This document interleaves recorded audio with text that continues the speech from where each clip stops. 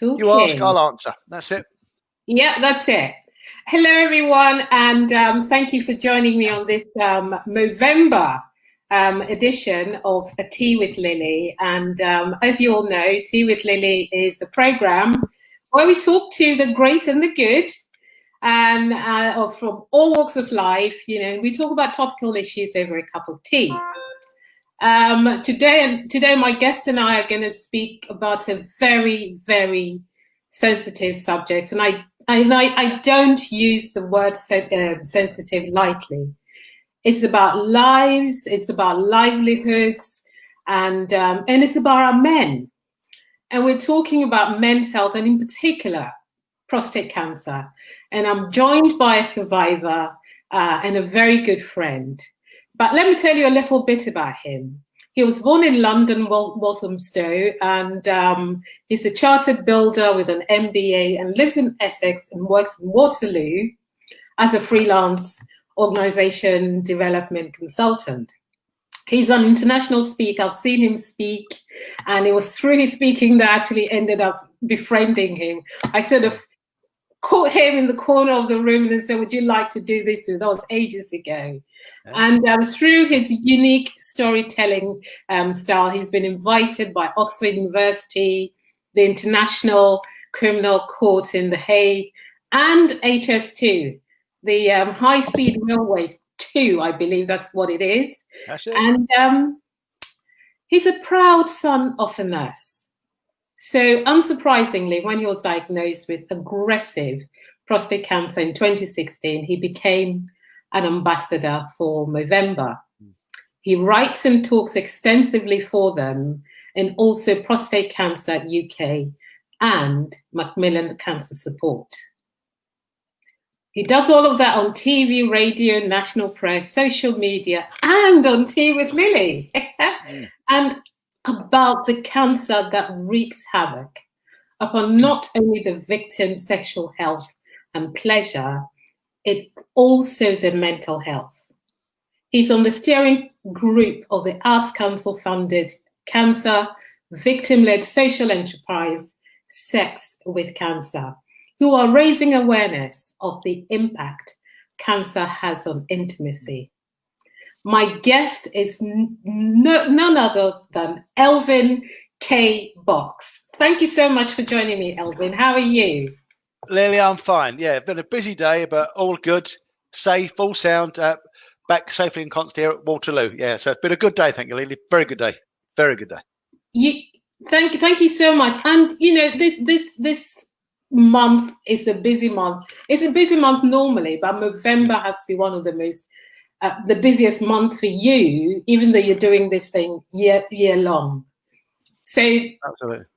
For you to take time to come and have a chat with us, I'm so grateful. No, not at all. Not at all. November's very, very important. Every opportunity I can possibly make to talk to people, I do, because that's what I should do. I've been saying all day today that I've actually prostate cancer was probably for me has been a blessing because it really has given me real purpose in what is I do.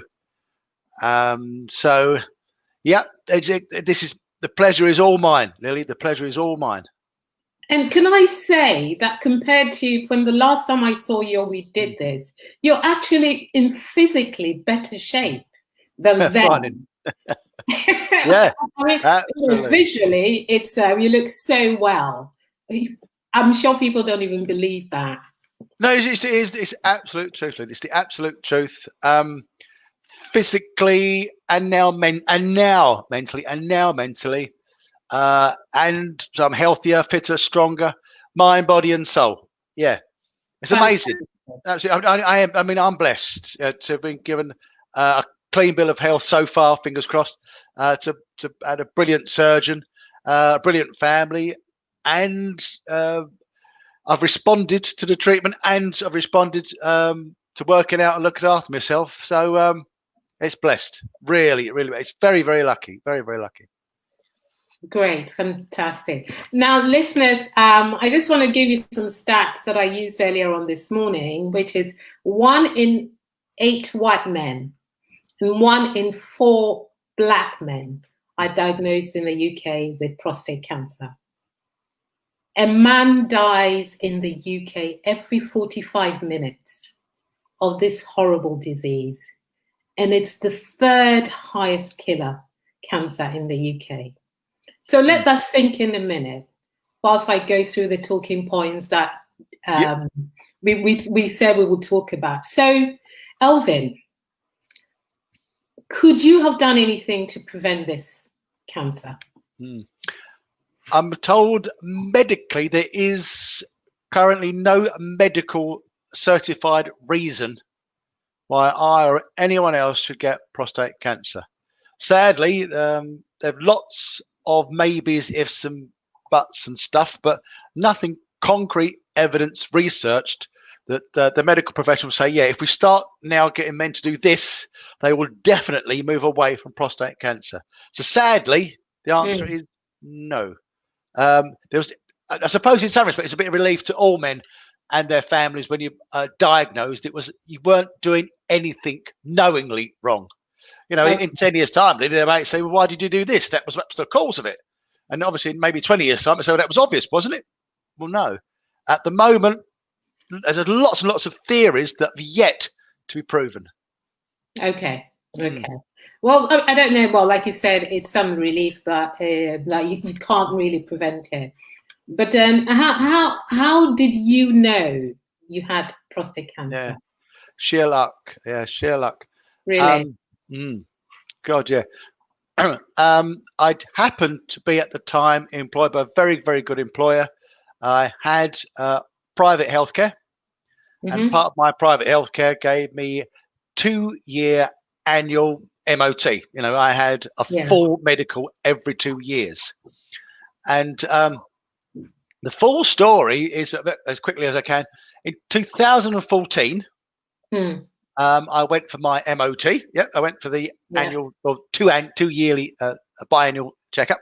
And this thing I then learned, there's a thing called a PSA, a prostate specific antigen test. It's a blood test. The only everything I tell you I didn't know at the time.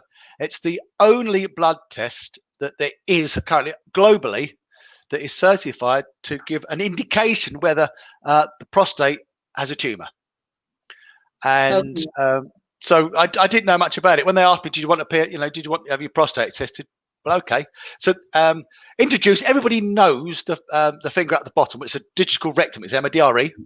Right. So 2014, I had one of those and nothing untoward, but the blood test came back and this famous term, it's raised. So for my age, there was concern that the blood test came back at a level that it would be of concern. Potentially there may be something wrong with the prostate. It might be prostate cancer. Okay. And as everybody knows and loves when they get involved with prostate cancer, when it comes raised, they always get it tested again because of the fact that though valid, completely unreliable. So if it ever comes back raised, so let's do another one then. Okay. Okay, yeah. Okay, we'll do another one. And so in 2014, the lovely people on the private medical explained everything. So I went to my GP, as I was told, to get this, and it came back okay. Okay. And nothing was, and what on reflection should have happened. This is why I want anyone to listening to watching in. If you are over the age of 50 for the white population, if I was in the black population and I was 45 and I had at any time a PSA that came in raised, I would want to agree with my consultant or GP. We're going to watch this for a year. We're going to keep this. I'm going to write down what the PSA is so I can ask a question about it later. So absolutely.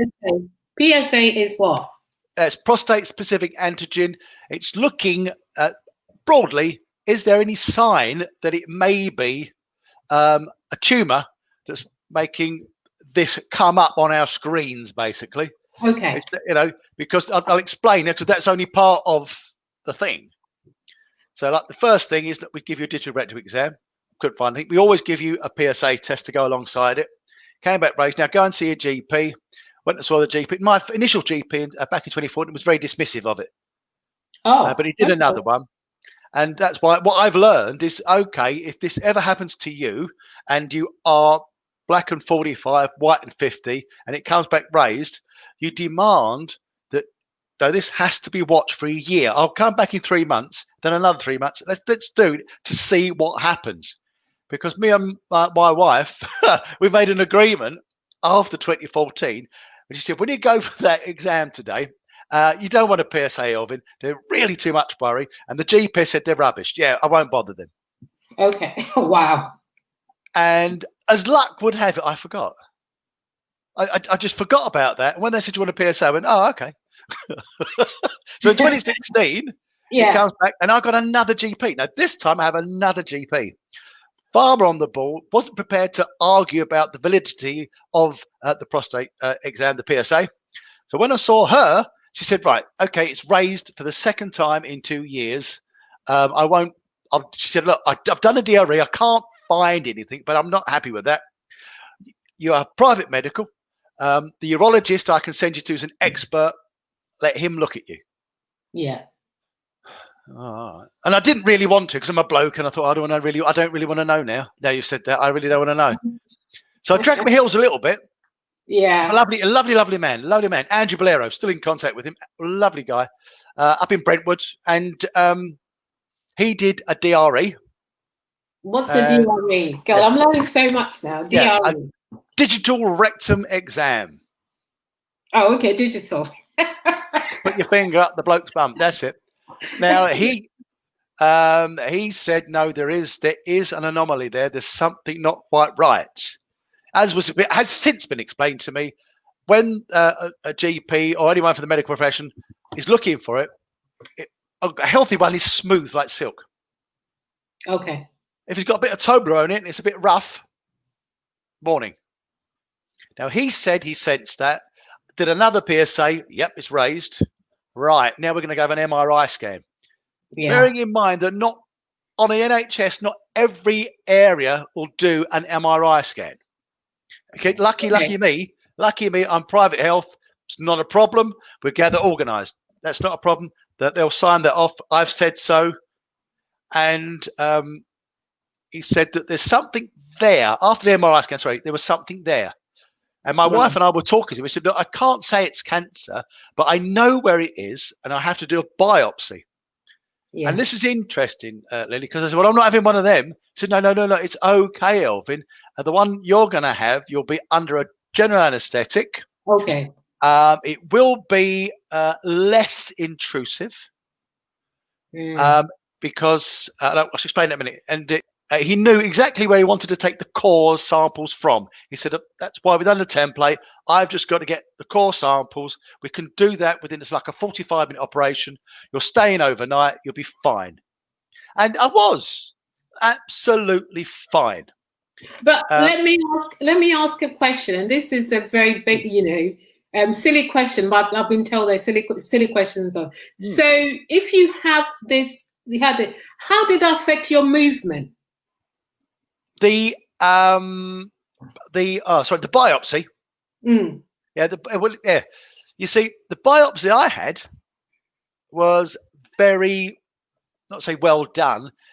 It's very specific. Okay. My friend had one done on the NHS, and I think it's wrong. He had it under a general anaesthetic. Yeah. And it wasn't. She said it was absolutely brutal.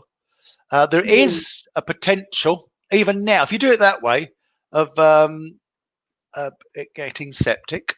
It's not the cleanest way of doing it. And it's pretty much hit and hope. So that's really uncomfortable. I can imagine. Under a general anaesthetic, the biggest discomfort was having a catheter put in and removed. Yeah. Other than that, honestly, I didn't feel a thing. And I didn't know he'd done it. And it's a little tiny bit sore. He did say, this is where it's quite, Judy thought it was funny. Judy thought it was hilarious. He did say there will be blood in your sperm for a little while, but there's nothing to worry about. Okay. He didn't tell me, though, and Judy thinks it was enormously funny, is that your testicles, it looks like 2 big potatoes in a sack.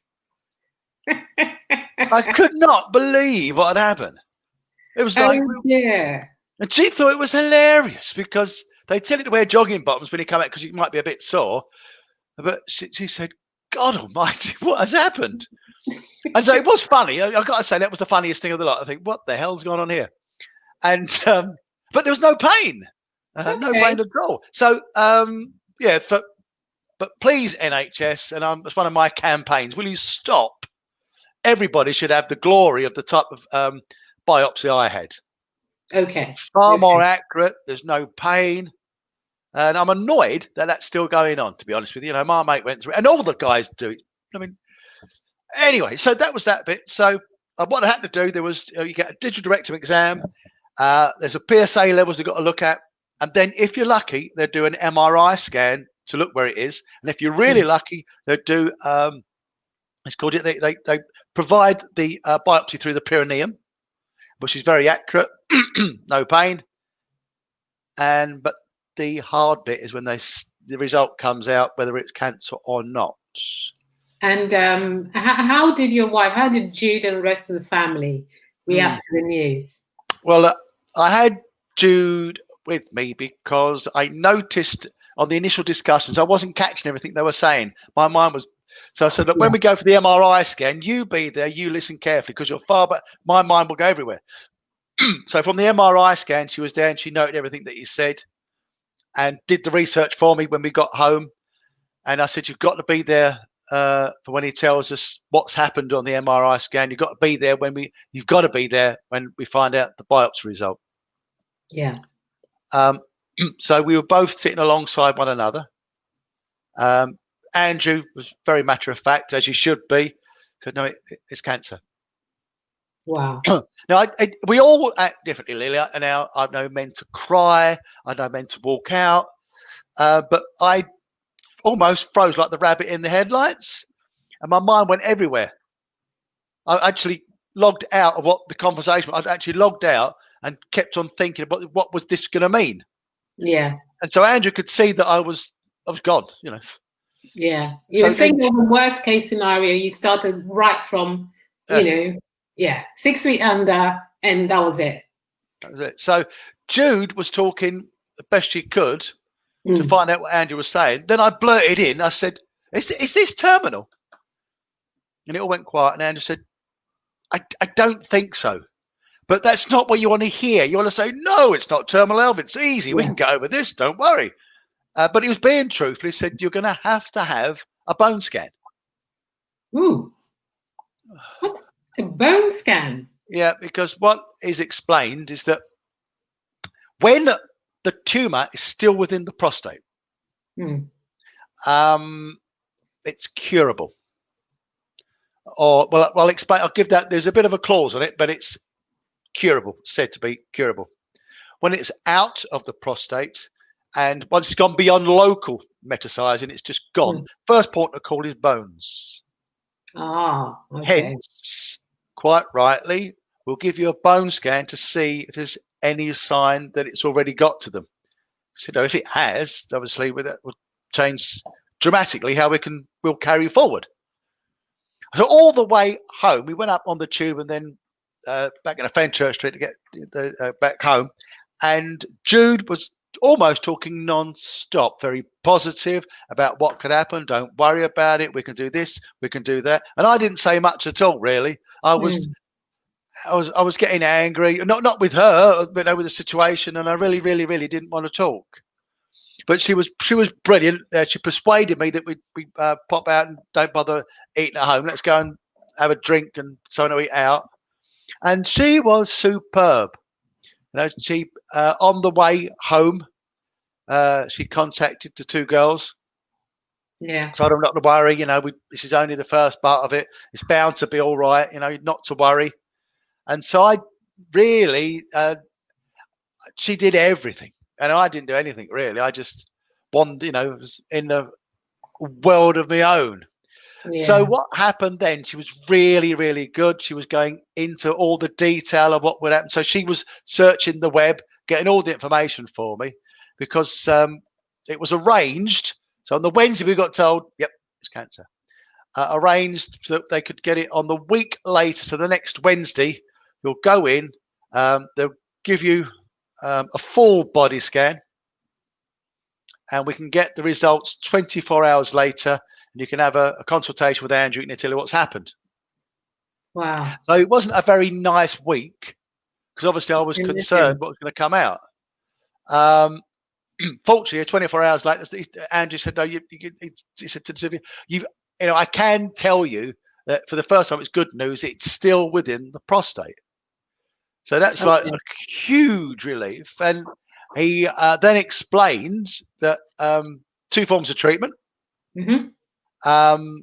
One is termed a radical prostatectomy. It's radical because they remove your prostate. Okay. And the other one is a radiotherapy program. So they leave the prostate in place, but shrivel it through radiotherapy. Yeah. So, sorry, Lily. No, I was going to say, which of the 2 did you have? Yeah. So, what this worked out to, because we actually said to Andrew, we said, "Well, look," I said, "it's Thursday now. We're going on holiday on Saturday." He said, "Well, don't worry. You go off on holiday. You're going to need to find out what the 2 entail. I'll give you, I can tell you what happens, but you're going to have to arrange to see the 2 consultants I'm going to send you to see. One can do prostatectomies, one can do the radiotherapy. You must get arranged. So when you get back, you're in that first week back, you must go and see them." Yeah. So what we found out was that we went to see radiotherapy lady first, lovely lady, Stephanie. Forgotten Stephanie's surname, unfortunately. Stephanie at Romford Hospital. Okay. Oh, Romford. Okay. And expert in her field, and explained it's a 3-year program. For me, it'll be a 3-year program. What they do is they say hormone treatment. Hormone treatment means that they reduce down your testosterone levels because that is what is feeding. They believe that feeds the tumor. Oh, okay. And the side effects of that is that you lose your muscle tone, you get man boobs, and you become more feminine because, as Jude said, you're being chemically castrated. You have your libido, which means you've got no sex drive. Yeah. It's been 3 years. I mean, I know, for men, that's a big, big thing. That's a huge thing. So Elvin, what would have happened if you'd had that and you decided that not to do the treatment? What would have happened? Well, yeah, as Andrew had said to us, he said that there's 2 forms of treatment going on here. You can have it taken out, or you can have it frazzled out. 70% either way. They're not 100%. I'll tell you that. That's right. They're 70%. So the only thing that's wrong is to leave it. He said, all the statistics are, if you treat it whilst it's still in the prostate, your chances of being still around 5 years beyond diagnosis are 98% sure. So it's pretty well certain after 5 years you'll still be alive. If you don't do anything and you allow it to metasize, it goes down to 26% chance you'll still be around after 5 years. And although, funny enough, as Jude said, it took me 3 attempts for them to tell me, which they did, 3 occasions they told me it's life-threatening. Yeah. I only heard it on the 3rd attempt. I said, "You're telling me I could die?" And Jude said, "They've told me that 3 times." Okay, this blokey thing that you sort of don't hear things, and us girls will just talk and talk and talk until eventually you hear. You took that into the consulting room, didn't you? Yeah. She said, because he said he said it's the only wrong decisions not to do anything. He said, "Then I cannot guarantee anything, Elvin. You must either have it taken out or it gets frazzled out, basically." Yeah, and you took the latter, which was having it frazzled out. Yeah, not everybody. No, not everybody knows. You only find this out when you're talking to consultants, and then you go through with it. So, in broad terms, the two options are: operation is a 3 hour, as opposed to 3 years of treatment. Radiotherapy is I was going to talk. That's a 3-year program. I would have 3 hours, and a result will be there in 8 weeks. You have another PSA test. If it says undetectable, great. So for the first year, come back every 3 months and we make sure it's still undetectable. Yeah. And if it's still undetectable, we go for every 6 months. If it's still undetectable, year 2, come back for the 3rd year once, and then we're making a decision. But most people say, well, look, come back every 12 months for the rest of your life, because after 5 years, it shouldn't have returned, but no one's going to say, yes, it's gone. Now, which sounds to me like really good, because the 3 years, Christ, it meant for 3 years you wouldn't want sex because there's no libido. You have 7.5 weeks of radiotherapy where you start messing yourself, you start weeing, you get man boobs. And I knew for 3 years, life would have been on hold. And as Jude said, eventually you're just going to get used to this. She said, but I wouldn't. She said, I wouldn't be living with you. Now, the bad news on the side of an operation, even now with robotic surgery, I was told there will be a requirement to remove some of the nerves that give you an erection and maintain your erection. Right. There's no way around it. Otherwise, we're not going to get all the tumour. So it's got to be done.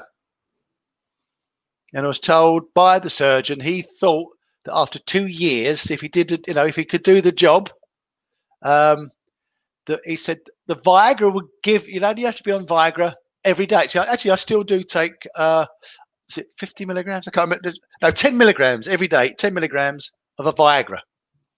Okay. And that's just to keep things moving, yeah. The advice is 100 milligrams of Viagra. Oh, you only take 10.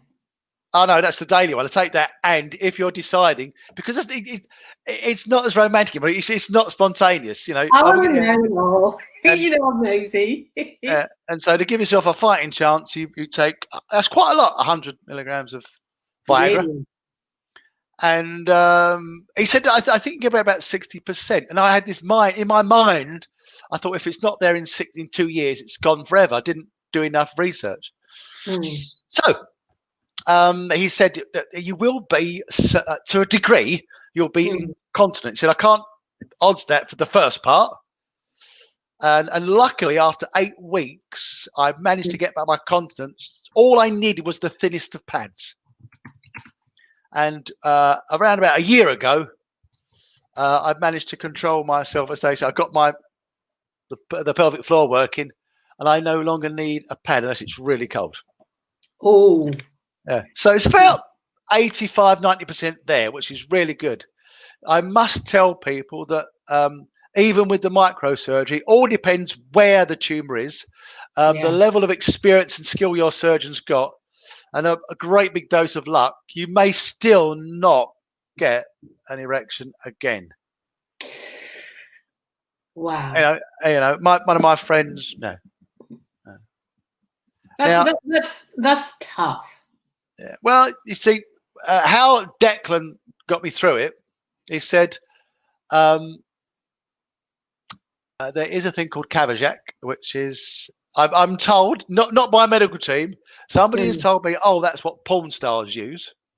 Oh, okay. Because really? you inject it into the wall of the penis. Okay. And it will, if you get it correct, you'll become erect. Yeah, instantly. Within a bit. Yep. Yeah. Now there's tales of woe. If you put too much in, it's dangerous. Because when I tell people, if you get it wrong, you can have an erection for 4 hours.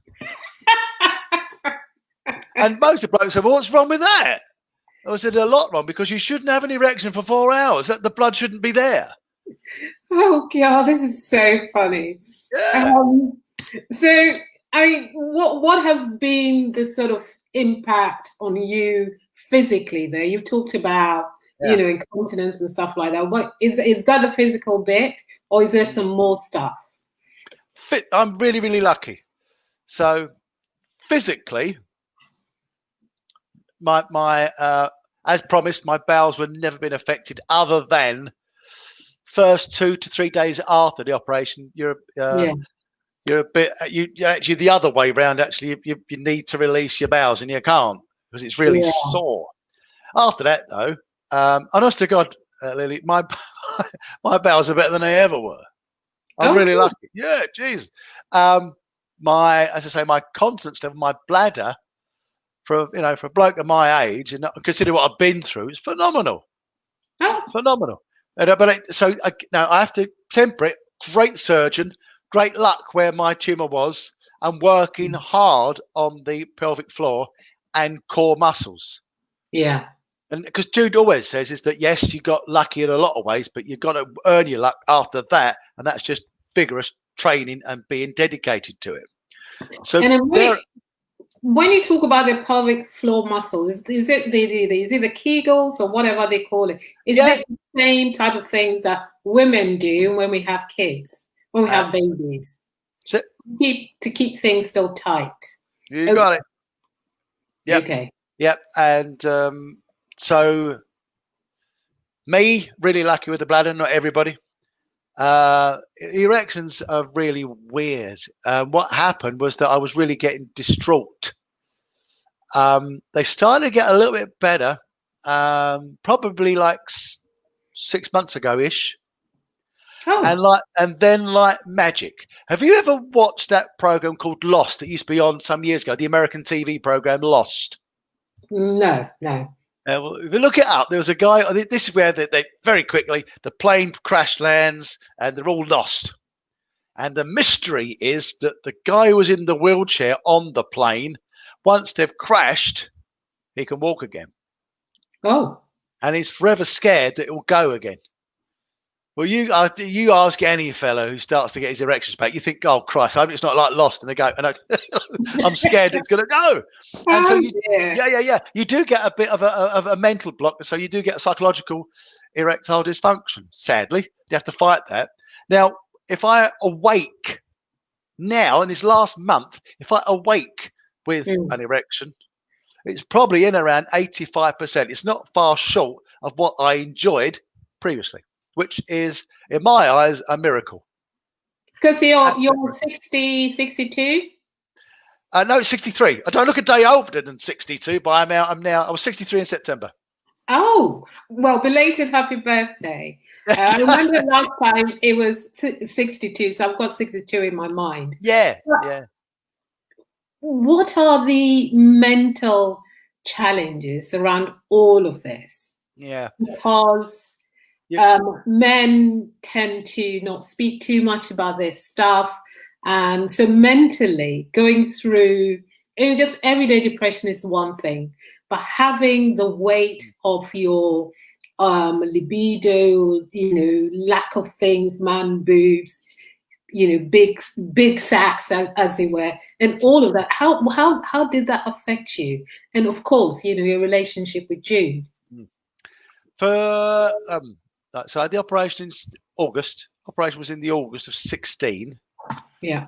However, by around May 2017, it was starting to have an effect. So if I couch that all within Prostate Cancer UK have looked at this, and they made a statement that any man who is treated for prostate cancer, there's a very strong likelihood there will be mental health issues and emotional issues, because it is imposing on what it is to be a man. Whatever, it's very, very, very sad. If you're stage 4, then you will be going through hell, because it can't be cured. This is going to be you for the rest of your life. So if you're stage 3 and backwards and you get treated, at least with luck, They would have cured you. Remembering 70%. If you get through, well, okay, this is a new me. Now, I knew that the bladder problems I was told from the surgery and from me, they said, no, you should retain that. Okay. But that was, I wasn't too, I'll tell you an incident though, I was a little bit bothered about it. But the thing that really got to me, I've now actually, I've resolved this, and this is what happened. 16-year-olds, they will quite often suffer from erectile dysfunction that is a psychological erectile. It's not a physical. Huh? Not just, rarely it'll be a physical problem, because at that age, as long as they are fit normally as you should be, and there's no defects, should be fine. But it's, the mind can play tricks with you, and not always, as they say, will you rise to the occasion. But for a 16-year-old, it's extraordinarily frustrating. I had a little bit of that at 16, and I was with Jude at 16. I know, you've been together forever. Now, it wasn't her fault. It wasn't her fault. Anything but her fault. She was kind and gentle and considerate. I can't remember if I mentioned this to you before, Lily, but everybody needs to know this. Not every young guy at 16 and sometimes older is aware women orgasm. I was shocked. Really? I didn't know. And I went, well, nobody told me. She said, no, well, I'm telling you now. But she was brilliant about it. She was brilliant, so sensitive. So you do get, oh God, and so you think, oh Christ, I got, I'm not performing. I'm not a man. Anyway, because of Jude and everything, it was no problem at all. Years afterwards, while we're worrying. But now I'm back with erectile dysfunction. And so, and how has that affected you and her and everything? Well, else? Because if you're going through that, it might be a nightmare to live with.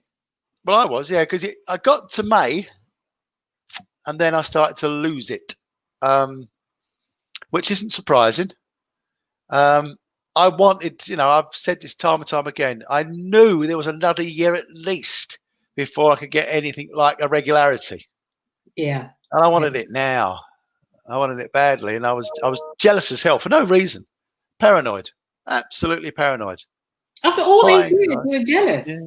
Yeah, and sadly, it's just it's because everything was roses in the garden, and then you get really depressed because your world has been struck by cancer. It struck something you didn't think it would do. Lily. One thing that will happen, no matter who your surgeon is, what your physical condition is, you'll never produce semen again, and you'll never be able to ejaculate again.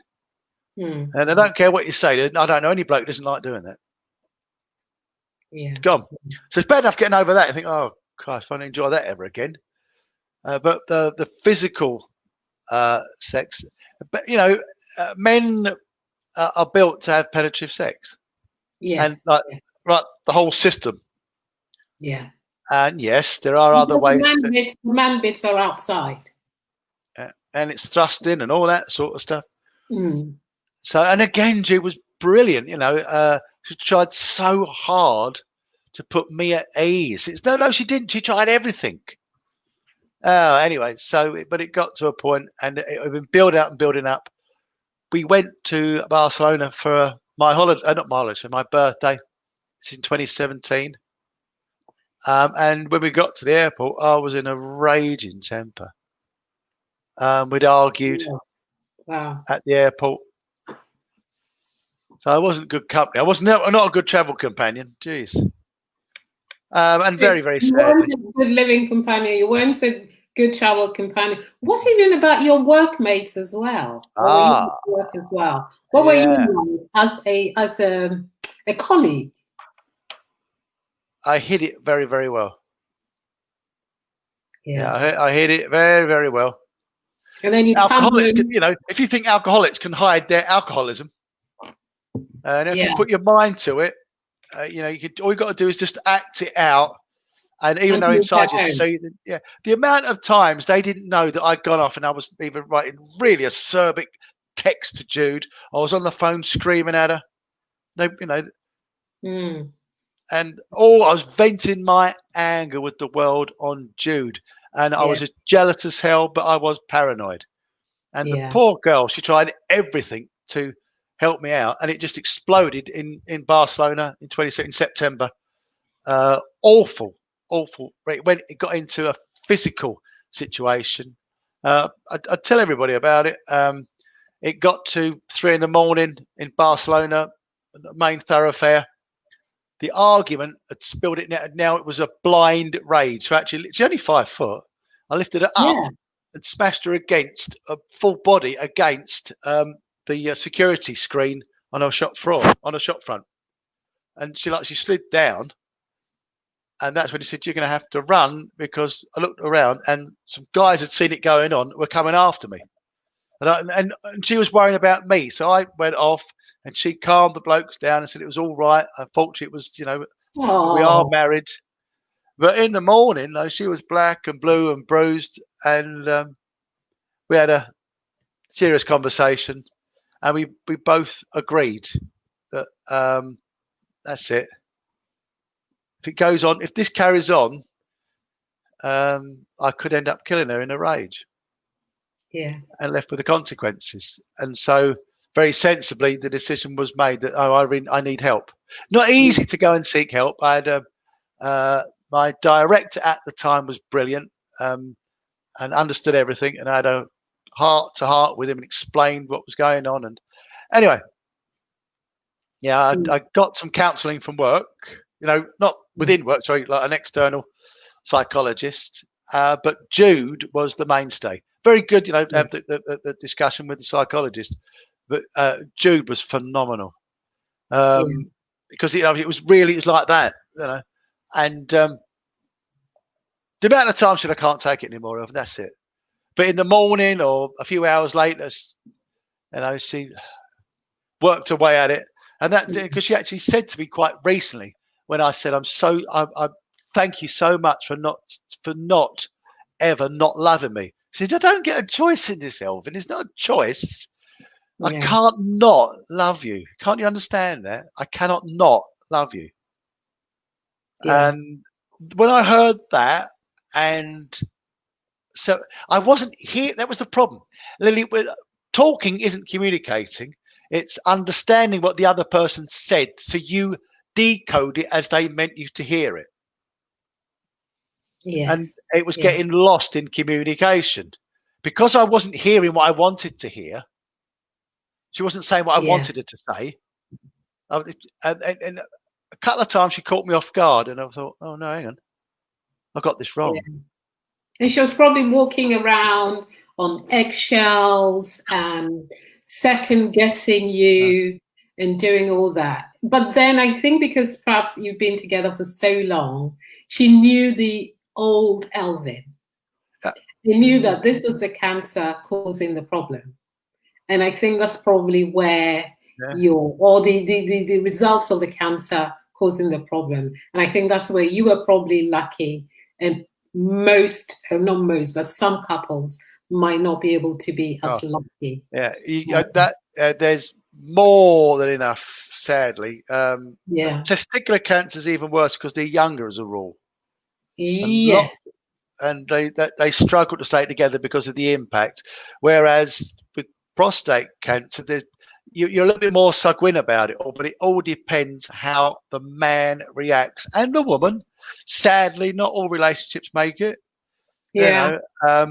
I would say, Lily, the majority, if they went through what Jude and I went through, Jude's a one-off, Crikey.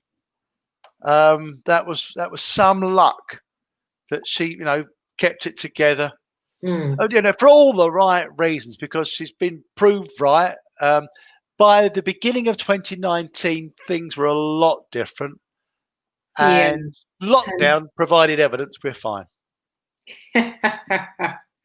Oh dear, that's it's sad but uplifting at the same time, because you come through the other So when I think people are listening, they'll know that, and if there's a wife, a girlfriend, a partner, that sometimes these things will happen. And these are some of the things that talking through it, going to talking therapy, going together as a couple, going together individually, all will help to keep the relationship going.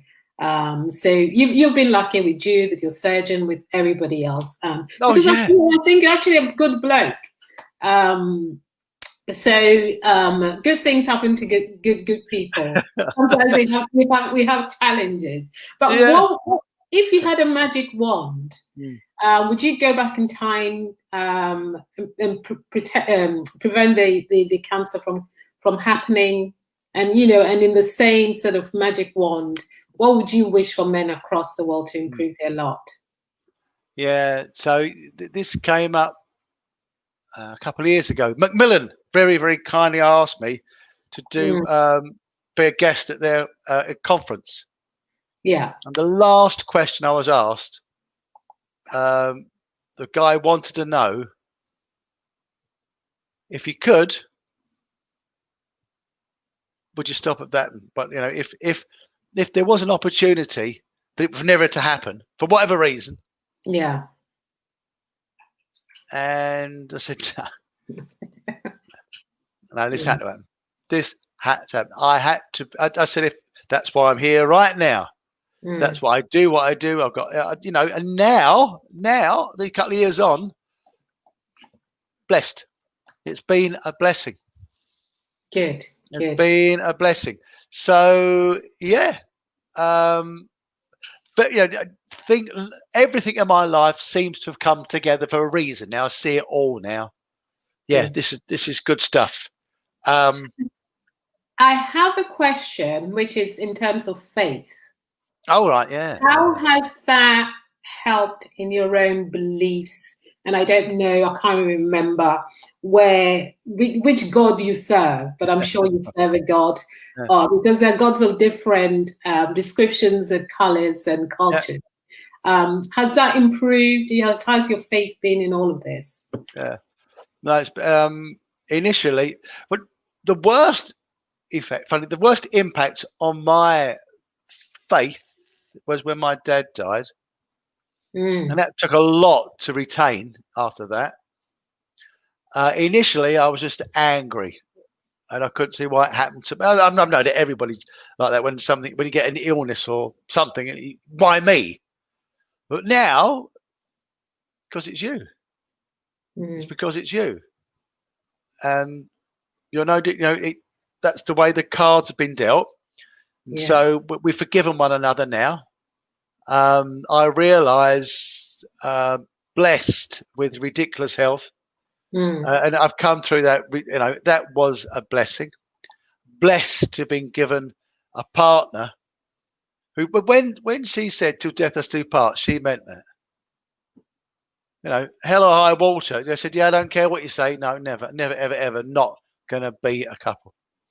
And but so she stood by you when you didn't make it as a footballer. Come on. Yes, she was extraordinarily good about everything like that, and very, very supportive. How many years ago was that? Well, you could have been the David Beckham. Yeah, I tell everyone. Yeah, to put some real context on that, and where I know I'm blessed. Now, I didn't make it, but the guy who did was Kenny Sampson. Okay. We both played in the same position, and he left Crystal Palace very young, went on to Arsenal. He won 86 England caps.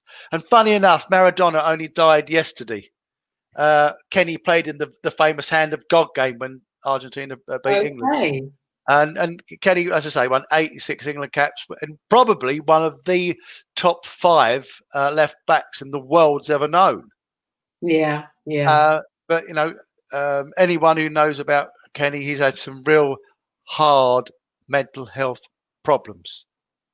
He was nearly killed in the summer, and he's making a very brave comeback. He's alive, but he's suffered badly. Clearly, that's what I mean. If you said to anyone on the day I left Crystal Palace and looked for the first 5, 10 years, 20 years of Kenny's life and mine. So he's had it all, isn't he?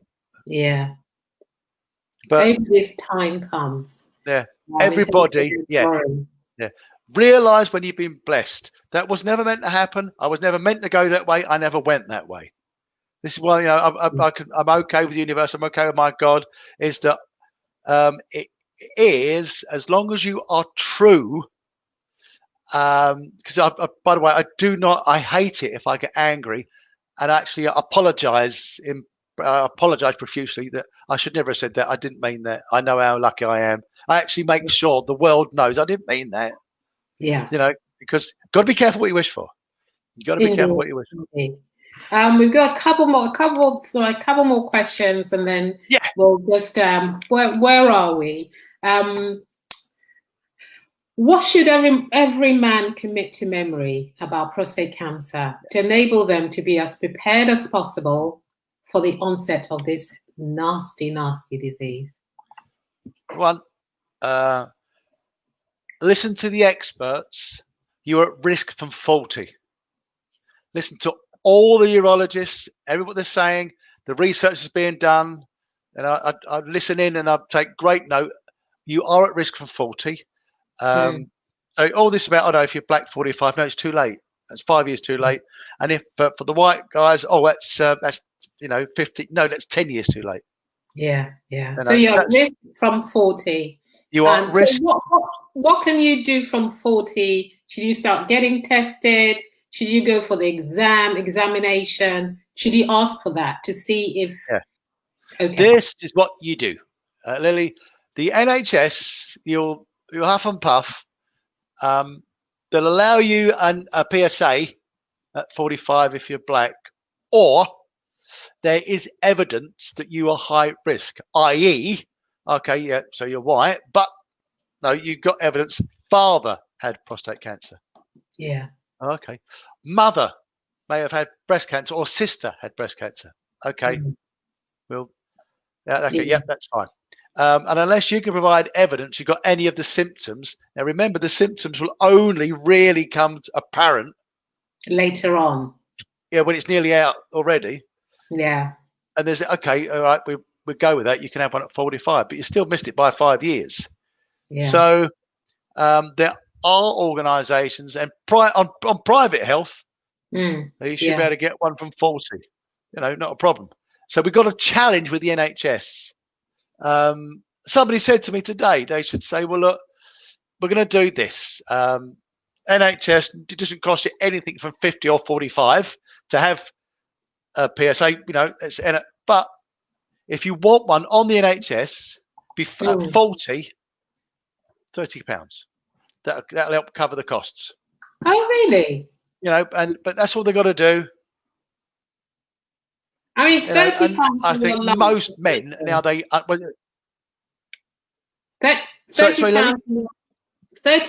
for your life is nothing. I mean, how many pints of beer can you buy for that in the pub? Oh. £30. Not that much.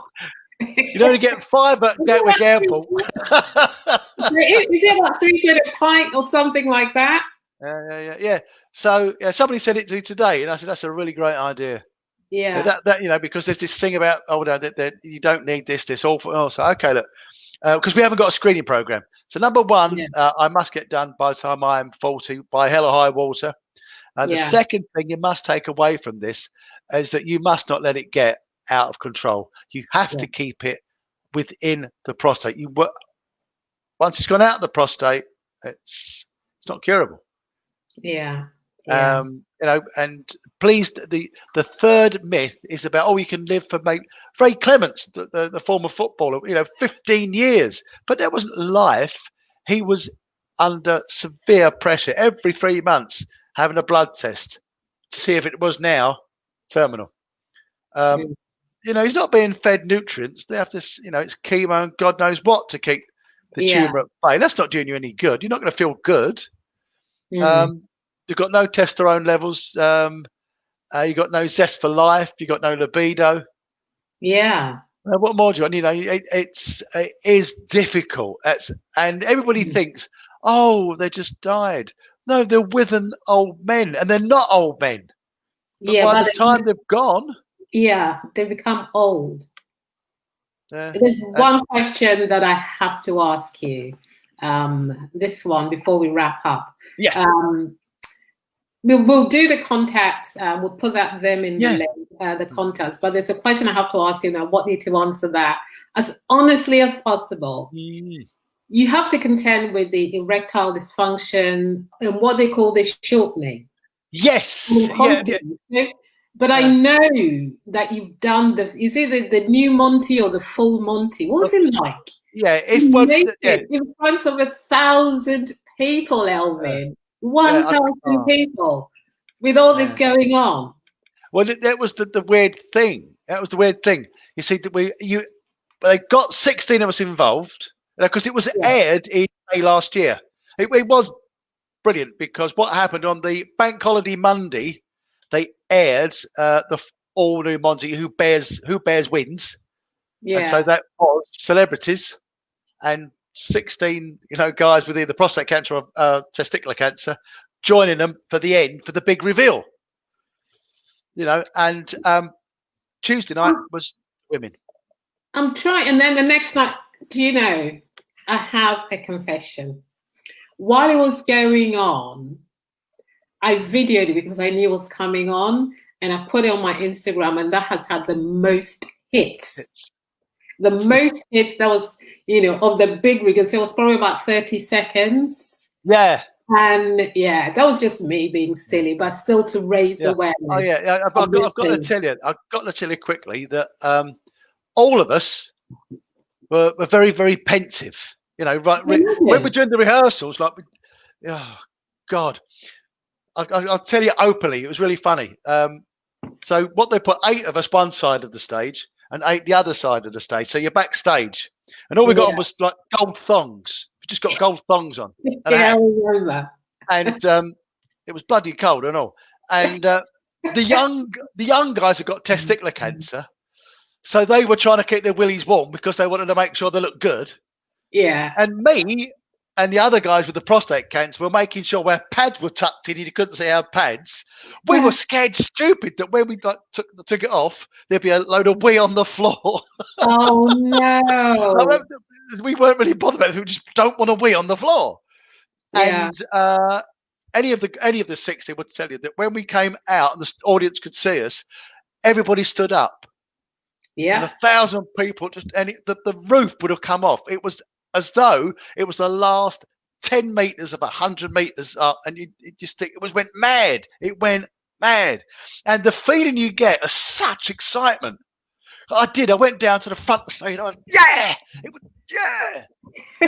was well done. When it came, like, we all had to do it together. You had to just whip it off and go like that because we had to have our hats over it, and then and the euphoria around the place. He went lunatic. And everybody, like all the guys on the stage and all I could do was run to the front of the stage and blow kisses, naked. I didn't care. That's very Elvin. I didn't even. I was told I'm naked. I just love you all because the feeling of love for these guys who come on, and you knew it was because we'd all suffered and we were victims. Yeah. And everybody said that was just immense, wasn't it? There was tears backstage. And what was lovely, like hard-nosed men backstage were crying. Yeah, I can imagine. We've got one minute left. Yeah. How can we find out more about this? How can we donate? Will you give us information after that? Say, is it Movember or is it prostate cancer that we donate to? The reason it's Movember is because that's where all my work goes in this year. Movember and Prostate Cancer UK are partnering in research. Now, it's very, very sad. A really great friend of mine, Peter Cuthbert. He passed in July. Yeah. 8 years. 8 years he fought prostate cancer. Same operation. 2011. He had his. It didn't work. So he's one of the 30%. And that's not fairly. That's not fair. So I'm not going to be able to do it during November. Judy and I are working it out. I will walk 21 miles to celebrate that guy's life. He deserves that. That's not fair. Let me know how I can help with the fundraising and all of that. I'd love absolutely. To. And what a story! Thank you so much, Elvin, for sharing. Thank you. And I hope I haven't been able to do the Facebook Live questions because we're running out of time. But I think this has been amazing because you have gone through a journey that nobody wants to have, but you've done it and you've come out of it with such grace. And well, that's what we can see. Oh yeah, but, just a little bit of going nuts. And you shared your wisdom today, and I wish you and Jude all the very best, and the rest of the family. And we're sending you a lot of laughter, a lot of love, and a lot of light. So thank you everyone who's joined in here, even though absolutely to speak to, and it's been amazing. So thanks for joining on the Magic Sofa. And I'm sure there'll be other opportunities to do tea with Lily again. The last time we talked about football. That's right. And we talked about safety. There's something about you, Elvin. Safety in construction the last time was the thing for you. Yeah. And some of the stories you shared, they were quite, some heartwarming, some quite sad. But you've always been very kind to me in terms of sharing your knowledge in the little bits and things that I do. So good luck, and I thank you so much. So may everything that you wish for, Elvin, be the least that you receive. You're very good, Lily. I couldn't thank you enough for the opportunity to talk with you and everyone involved. Thank you for the opportunity to let me tell my story. I'm very, very grateful. Thank you. Thank you very much, and love to all. Take care. Bye-bye. Take care. Bye. Take care.